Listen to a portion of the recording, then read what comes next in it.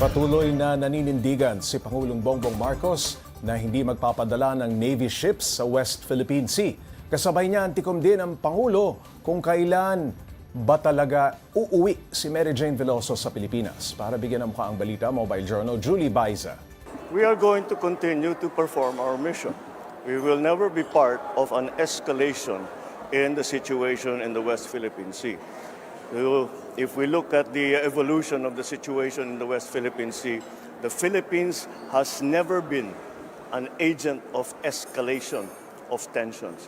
Ito ang pahayag ni Pangulong Bongbong Marcos kasunod ng panibagong pag-water cannon ng China Coast Guard sa BRP Datu Pagbuaya ng Bureau of Fisheries and Aquatic Resources. Nangyari yan sa Bajo de Masinloc, bahagi ng Exclusive Economic Zone o EEZ ng bansa. Pero sa kabila ng ganitong mga pangyayari, iginiit ni PBBM na hindi magpapadala ng warship ang Pilipinas sa West Philippine Sea. We are not at war. We don't need Navy warships. All we are doing is resupplying our fishermen, protecting our territorial rights.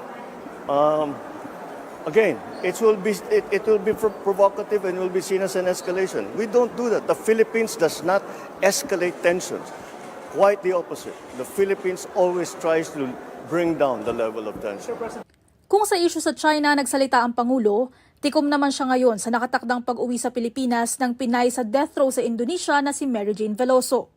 You know, we were asked by the Indonesian government that not to make any announcements until everything is settled. So let's respect that request.